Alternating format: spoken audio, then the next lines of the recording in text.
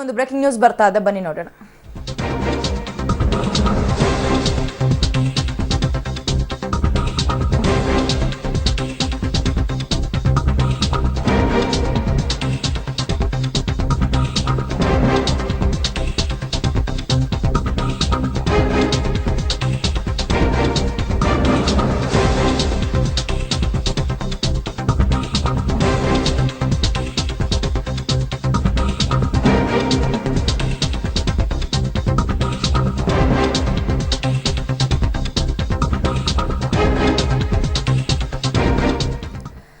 ತುಮಕೂರು ಕ್ಷೇತ್ರ ಜೆಡಿಎಸ್ ಪಾಲಾಗಿದ್ದು ಹೇಗೆ ಅನ್ನೋ ಪ್ರಶ್ನೆಗೆ ಈಗ ಉತ್ತರ ಸಿಗ್ತಾ ಇದೆ. ಸ್ವತಃ ಸಿದ್ದರಾಮಯ್ಯ ಅವರೇ ಬಯಲು ಮಾಡಿದ್ದಾರೆ ಆ ಒಂದು ರಹಸ್ಯನ.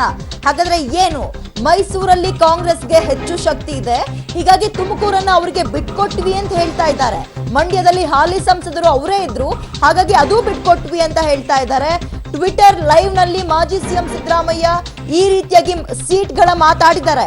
ಹಾಗಾದ್ರೆ ತುಮಕೂರಿನಲ್ಲಿ ನಿಮ್ಮ ಪಕ್ಷದ ಹಾಲಿ ಸಂಸದರು ಇರ್ಲಿಲ್ವಾ ಅನ್ನೋ ಪ್ರಶ್ನೆಯನ್ನ ಜನ ಕೇಳ್ತಾ ಇದ್ದಾರೆ. ಈಗ ಮಂಡ್ಯದಲ್ಲಿ ಅವ್ರ ಸಂಸದರೇ ಇದ್ರು, ಬಿಟ್ಕೊಟ್ವಿ. ಮೈಸೂರನ್ನ ನಮ್ಗೆ ಬಿಟ್ಕೊಟ್ಟಿದ್ದಾರೆ, ಕಾಂಗ್ರೆಸ್ಗೆ ಹೆಚ್ಚು ಶಕ್ತಿ ಇದೆ ಅಂತ ಬಿಟ್ಕೊಟ್ಟಿದ್ದಾರೆ, ಹಂಗಾಗಿ ತುಮಕೂರ್ನು ಬಿಟ್ಕೊಟ್ವಿ ಅವ್ರಿಗೆ ಅಂತಾರೆ.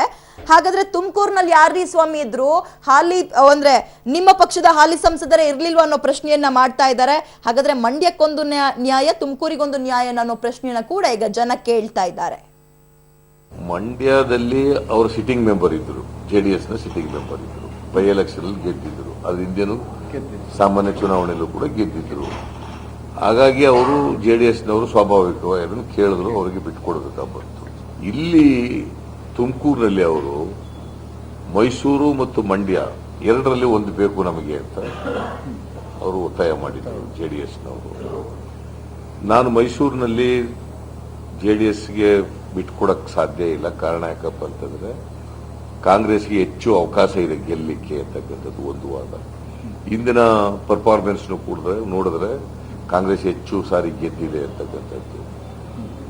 ಮತ್ತೆ ತುಮಕೂರು ಕೂಡ ನಮ್ಮ ಸಿಟ್ಟಿಂಗ್ ಎಂಪಿ ಇದ್ರು ಕೂಡ ಬಿಟ್ಕೊಡ್ಬೇಕಾದಂತ ಪರಿಸ್ಥಿತಿ ಬಂತು. ಬಿಕಾಸ್ ಅವರು ಕೂಡ ಎರಡರಲ್ಲಿ ಒಂದು ಬೇಕೇ ಬೇಕು ಅಂತ ಕೇಳಿದ್ರಿಂದ ಹಾಗಾಗಿ ತುಮಕೂರು ಬಿಟ್ಕೊಡ್ಬೇಕಾಗಿ ಬಂತು. ಮಂಡ್ಯ ಸಿಟ್ಟಿಂಗ್ ಅವ್ರ ಎಂಪಿ ಇದ್ರಿಂದ ಬಿಟ್ಕೊಡ್ಬೇಕಾಗಿ ಬಂತು.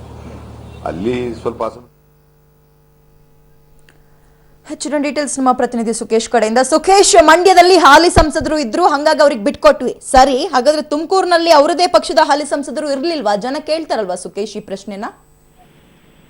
ಇದೇ ಈ ವಿಚಾರದಲ್ಲಿ ಅವರು ಪ್ರತಿಕ್ರಿಯೆಯನ್ನು ಈಗಾಗಲೇ ನೀಡಿರುವಂತದ್ದು. ಎರಡು ಕ್ಷೇತ್ರಗಳಿಗೆ ಡಿಮ್ಯಾಂಡ್ ಮಾಡಿದ್ರು ಜೆಡಿಎಸ್ ಅನ್ನುವಂಥದ್ದು, ಒಂದು ಮೈಸೂರು ಮತ್ತೊಂದು ತುಮಕೂರು ಅನ್ನುವಂಥದ್ದು. ಆದ್ರೆ ಎರಡು ಕ್ಷೇತ್ರಗಳಲ್ಲಿ ಈ ಕಾಂಗ್ರೆಸ್ಗೆ ಎಲ್ಲಿ ಹೆಚ್ಚು ಶಕ್ತಿ ಇದೆ ಅನ್ನುವಂಥದ್ದು ಕೂಡ ಮುಖ್ಯವಾಗಿತ್ತು. ಆಗ ಹೋಲಿಕೆ ಮಾಡಿದಂತ ಸಂದರ್ಭದಲ್ಲಿ ತುಮಕೂರಿಗಿಂತ ಮೈಸೂರಿನಲ್ಲಿ ಕಾಂಗ್ರೆಸ್ ಪ್ರಬಲವಾಗಿತ್ತು ಅನ್ನೋ ಕಾರಣಕ್ಕೆ ಮೈಸೂರನ್ನ ಉಳಿಸಿಕೊಂಡು ತುಮಕೂರನ್ನ ಬಿಟ್ಕೊಡ್ಲಾಯ್ತು ಅನ್ನುವಂತ ಸಮರ್ಥನೆಯನ್ನ ಸಿದ್ದರಾಮಯ್ಯ ಕೊಟ್ಟಿರುವಂತದ್ದು.